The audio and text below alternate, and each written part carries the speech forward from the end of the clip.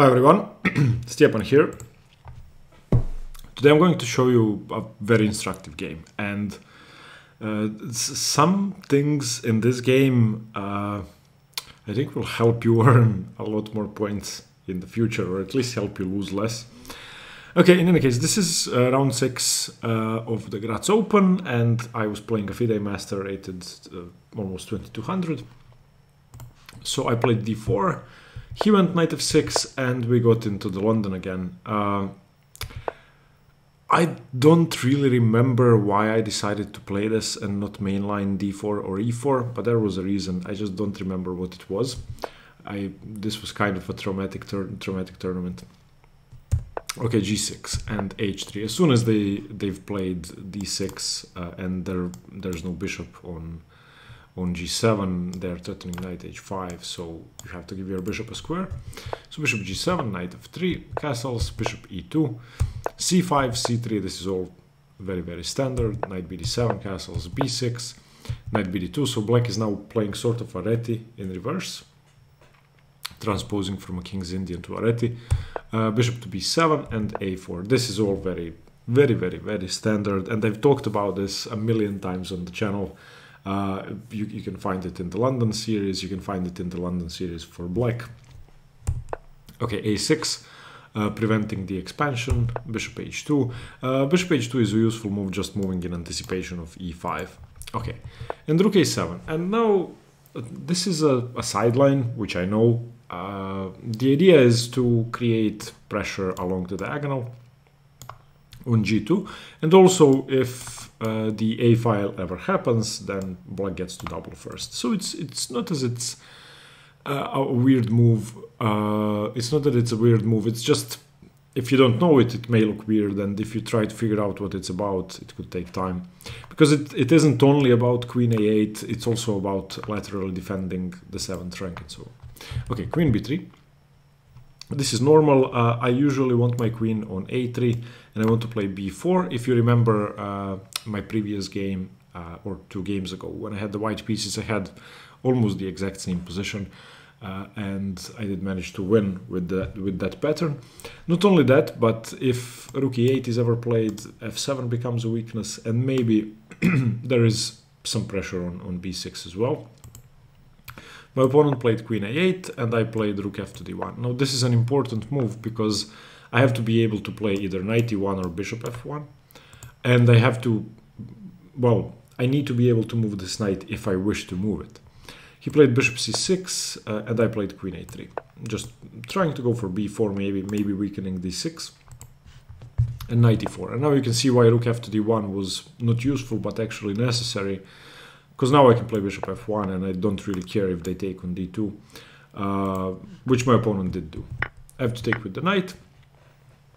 And here is where the game sort of starts. Yeah, I would say here is where the game starts. My opponent played a strange move in my mind. d5, I would never consider d5 as black, because now e5 becomes the only pawn break in the position, and it becomes something you actually have to play at some point to break white's center. But it gets harder because you no longer have support of the d6 pawn. That being said, you get away from this target, but also you just gave me the b8 square, so I'm not sure about this. And here I started looking at the move a5, just disrupting black's structure, and it's a good move. But I played knight f3 first. When I analyzed the game with the engine, after my own analysis, the engine says a5 immediately is best. And it actually takes, because which I'd expected him to do. Because if, for example, queen b7, then I can just go knight b3.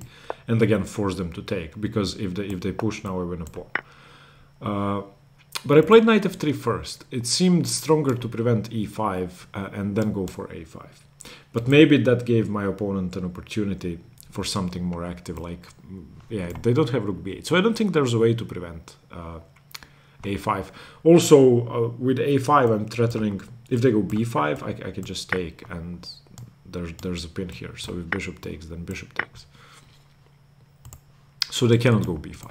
They could go a5, but I don't think that's good. That would leave a permanent weakness on b6 and the whole on b5. Okay, so my opponent went rook e8, preparing e5, and I went a5. It's a very disruptive move. I thought I was better at this point, and I am better. I thought I was significantly better, but I'm slightly better, sorry. He went queen b7, of course. Taking, in this position you can go queen b7 because there is no knight b3. If they take, of course I can, yeah. I have a very good queen and rook on the a file.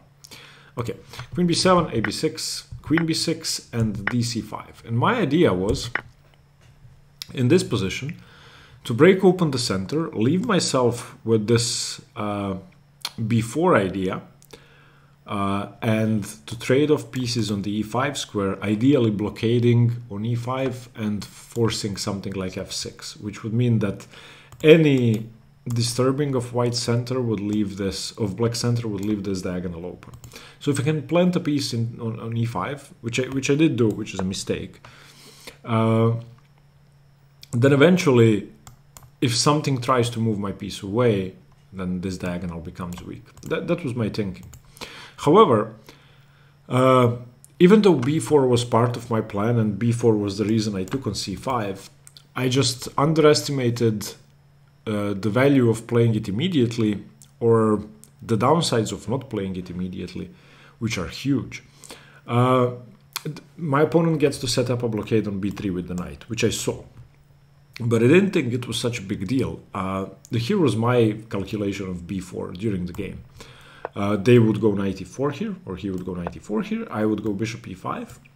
And after something like rook c8, trying to put pressure on the c3 pawn, I was going to play queen a5, which I thought forced the trade, and I think it's true. So let's say takes and takes. And I'm left with this weakness, very exploitable weakness. So if and he can take on c3. So for example, bishop takes and knight takes and rook to c7, maybe, or I'm not sure. Maybe. Yeah, okay, knight takes c3 is not possible now because of rook c8. So rook c7 I think is necessary.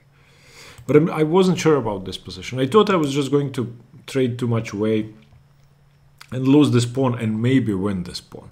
In my analysis during the game, without moving the pieces, I saw variations with the bishop on b7. That's what I was afraid of.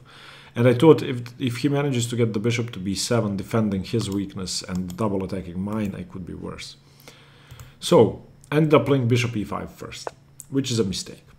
Because now knight b3, I have to go rook b1 and a5 immediately. That's the part I didn't see. I thought a5 wasn't possible because I can play bishop takes g7, king takes g7 and knight a5 and knight e5. And I thought if this bishop doesn't move away, I'm gonna take the bishop and just get rid of the knight this way. But the fact that I missed is that I cannot really do that. I cannot allow a b pawn, the a pawn to become a b3 pawn. That would be just dreadful. So when my opponent played a4, I figured I have to be slightly worse, which is the correct assessment.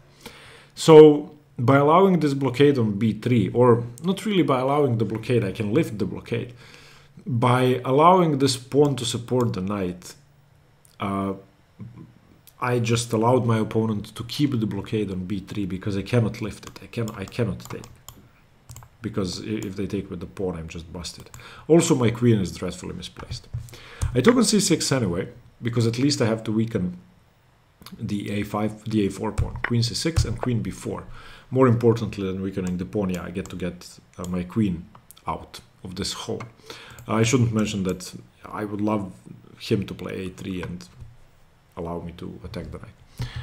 So, rook b7, queen g4, e6.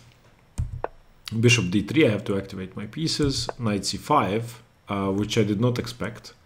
I don't know why he played knight c5. But my idea was pretty simple. I wanted to go h4, h5.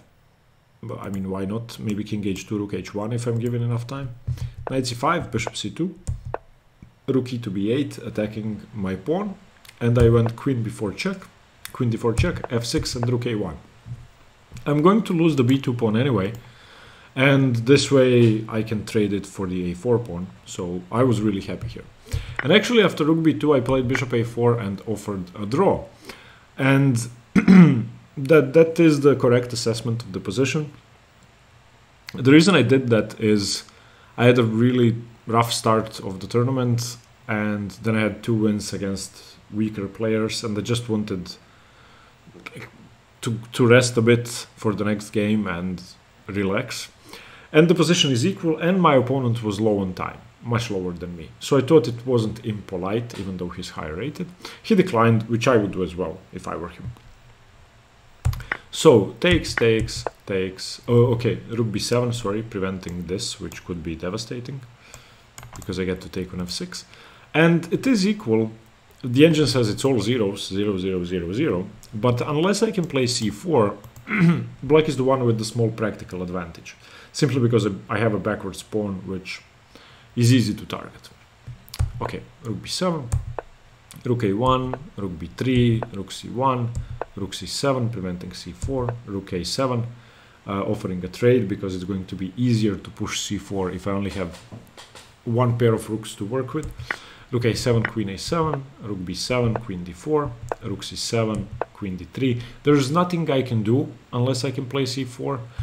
Yeah, there is one thing I could have done, and that's h4. But I was constantly afraid, and h4 is a very useful move, making it, I think, impossible for my opponent to win, because there isn't enough space to be gained.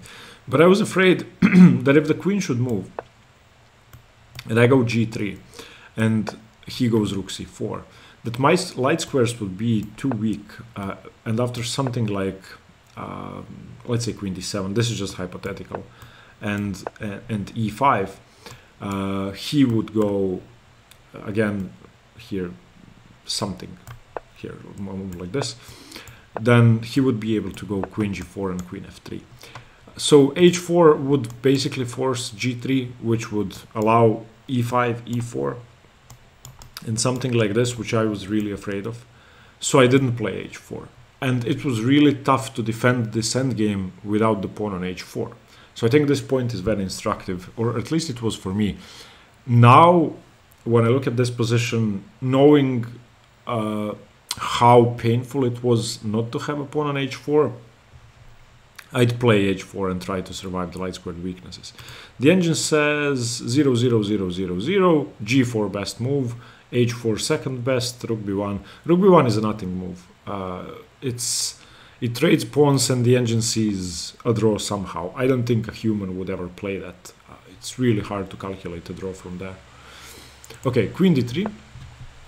So I'm just waiting, king f7, queen d4, and e5 finally.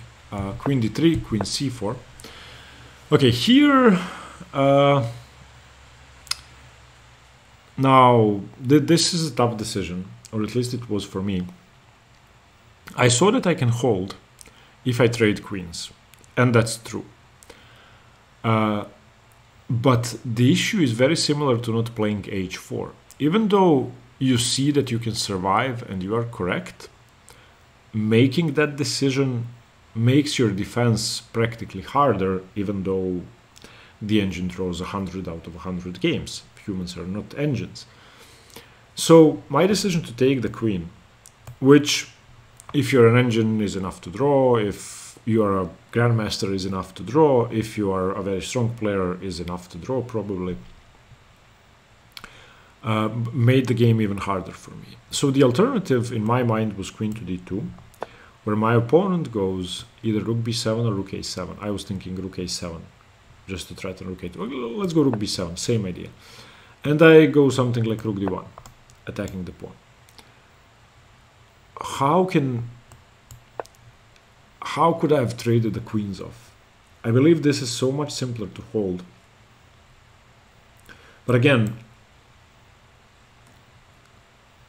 I still have to wait as white, so I don't know. I saw this position in my mind when I was debating whether I should trade queens or not, and I wasn't sure what to do. I just couldn't find the move. The king gets to e6 defense, and what now? So I traded queens, allowing the rook into c4, because my opponent doesn't really have time to play d4, because I can take and here, and if they push I take, if they take I just go here, and this is obviously a draw. So rook takes c4 and king f1, at least d4 isn't happening, and I thought I could hold, and again this should be a draw. King e6, king e2, h5, and now if I could play h4, this is a draw, but I cannot. So I played king d2, rook a4, rook c2, and my opponent played h4. And now I just have to wait, somehow. The problem with preventing rook a1, which basically cannot be prevented, if I go rook c1, then my opponent can go king d6, and if I wait, king c5, he just starts improving his king. So I have to do something active. So the reason I played what I did, rook b2, and allowing rook a1, is that if the king starts to move forward, which my opponent did not do, I can check it back and just go back and hold on the second rank with my king, which again holds, but it's not easy. Still, my decision was correct. After h4, rook b2 is correct. Counterplay, active rook is better than extra pawns. Rook a1, and now there are alternatives. What I wanted to do is rook b6, and after something like king f5, I wanted to go rook b4 and just try to trade off pawns. This may not be a good idea. So maybe attacking this one with rook b4 was better, but my opponent could go e4, and I would have to go rook b5, and I'm seeking counterplay. So I didn't like that because I couldn't see in the end what my target was going to be. What I did is okay. Also attacking the pawns was okay. The engine takes both are a draw. I played f3, which seems very rough, but it actually holds.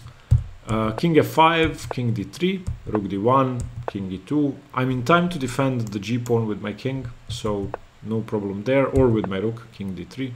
I'm never afraid of e4 because I have enough defense and I can get to c5 with my king eventually. g5, rook f2, rook d1, king c2, rook a1, king d3. I'm not doing anything. Of course, I cannot play for the win. I have less space, worse rook, worse pawn structure, worse king. Rook d1, king c2, but it's equal. Rook a1, I have to watch out for my rook, so king d3, king e6, rook c2, f5, and here I blundered. I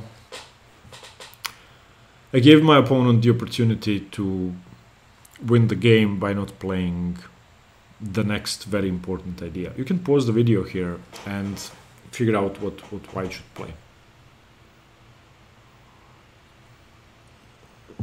Okay, so you have to trade off pawns, and the easiest way to do that is to go e4, which is a forcing move. I saw, calculated, and decided, no, I can allow black to play e4, which again is a stupid decision because it makes my game harder. In this case, it actually makes my position worse and lost.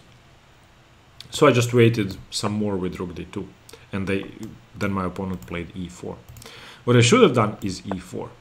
And if, let's say, d4, fe4, if fe4, it's a dead draw. Maybe white is the one playing for the win because my pawn is outside and my king is closer to all three of their pawns, but it should be a draw. So f4, king e2, king f3, and this is very simple. Something like rook a4 and c4, king c5, king g4. No problem there. I'm just going to take and we're going to agree to a draw. So that was easy. Instead I went rook d2. And now e4, fe4, fe4, and I cannot advance. In this position I cannot advance to d4 because the rook is already on the a file. It would be the same if it was on b1. If I go to d4, then simply check, and this is just dreadful. It's not that I'm losing, I can resign straight away. I'm just losing everything. So after fe4 I played king e2, losing a pawn with rook c1. At least my king is closer to defend. Rook a2, rook c3, rook d2, and this position is tough, but my opponent makes a mistake which gives me another opportunity to draw. Not here, I'm going to get to that point, we just keep shuffling. He's trying to get a winning setup, nothing's going on. Yeah, here. Okay, so I played my rook to the 5th rank simply to prevent d4 for the moment and to put pressure on d4, and my opponent plays g4. And I think he had maybe a minute or two on the clock, so he was in time trouble for a while already. And g4 is, again, one of those moves which you have to react to, but I thought I don't have to do that. Same as with e4, and I didn't do anything. You can pause the video here and figure out the drawing idea. It's very simple. So, firstly, conceptually, if you're worse in an endgame and material down, especially in a pawn and rook endgame, you want to trade pawns. That everybody knows that. So conceptually, HG is correct. But practically, HG draws, and I can see that in a second. Now, I can see that in a second. I didn't have to analyze the game, I didn't have to do anything. I was walking back to my apartment after the game, thinking, why didn't I take on g4? It's a dead draw, I can just move my rook back to the 8th rank and check him. And that's true, it's really simple, nothing's going on here. So let's say king takes and I just go to b8. And what can he do? I'm just going to keep checking. There is no way to break through. If, for example, king here, then here and here and... what? I mean... Or if rook b8 and maybe rook g6, I can just go rook h8, preventing h3, and that's really simple.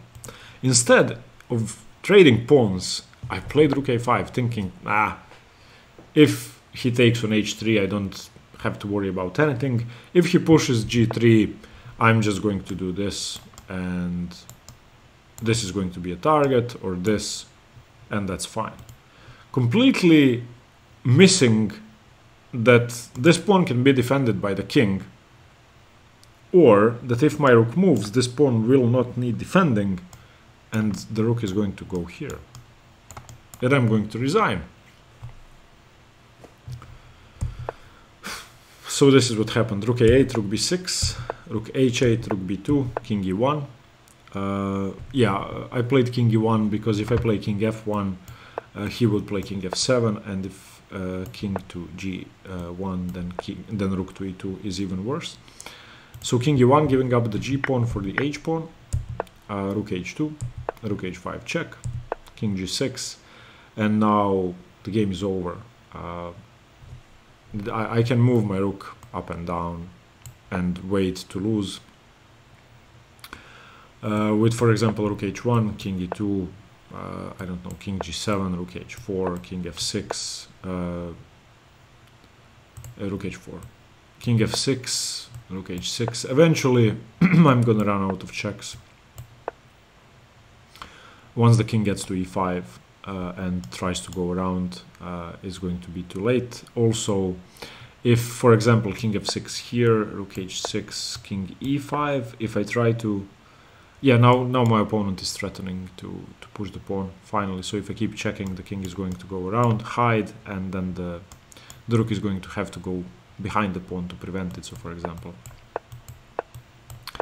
like this, and now I can take, and that's it. Instead, I lost in one move, which is even worse. I played rook d5, hoping that my opponent will take on h3, which is a draw. Because he had a minute on the clock, this was a trick, basically. So now I can just go king f1 and the game is a draw.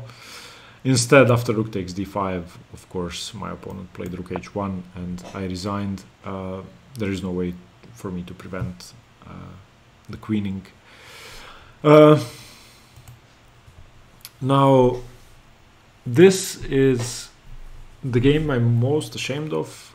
Even though my opponent was higher rated than me, this is the only game I think I played extremely poorly, especially the end game. And